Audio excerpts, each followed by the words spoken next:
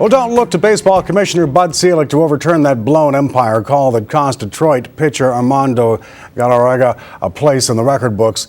This was the play, in case you haven't seen it. Tigers pitcher Armando Gallaraga was 1 out away from having only the 21st perfect game in Major League Baseball history Wednesday night against the Cleveland Indians when umpire Jim Joyce called the runners safe.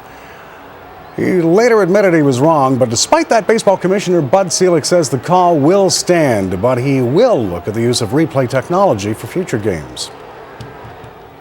And Tom Mayenknecht is the host of the Sports Market on Team 1040 Radio. He joins us tonight from Vancouver. Tom, good to see you. Baseball commissioner Bud Selig, we mentioned just a second ago, won't overturn this bad call. Some folks calling this a good idea for baseball.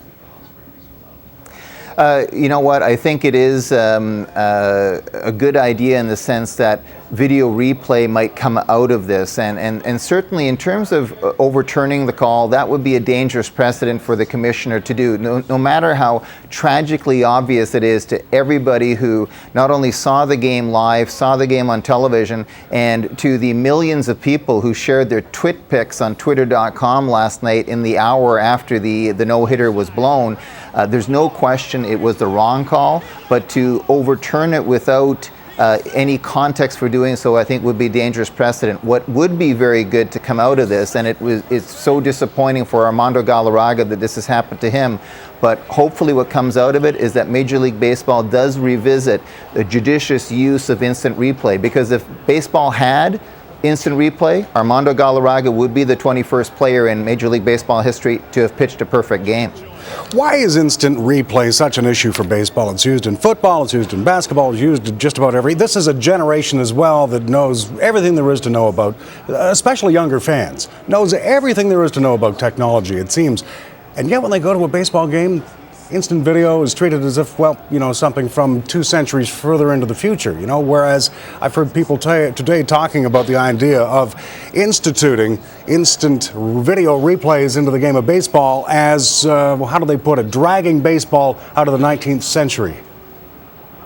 And I think you've hit the nail on the head, Brad. I think that's what the difference is, not to defend it, but one of the things that baseball has to work with is such a long history. It is the oldest organized professional sport in North America, one of the oldest in the world. And sometimes that history, that tradition, which is a great part of baseball, winds up holding it back in terms of innovation, not only in areas like instant replay, which in my opinion, because it is being used now so effectively by the other major pro sports leagues, should be introduced into baseball. But there's other areas as well where baseball has really moved slowly, including the area of doping and drug testing.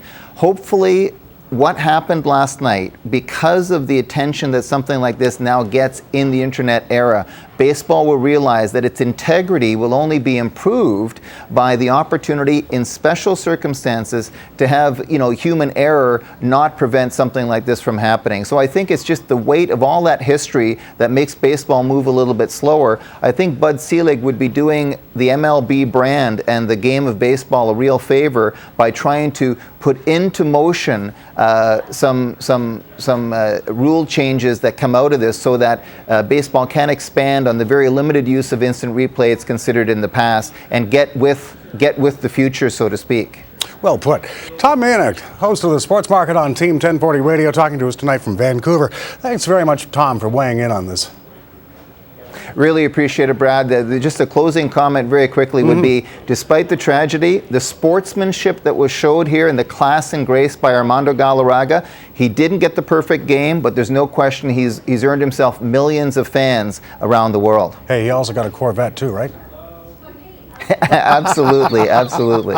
But no doubt, a gracious man, and then certainly Jim Joyce as well for his apology. All right, Tom, thanks very much for this. All the best. Let's talk about Sir Paul McCartney.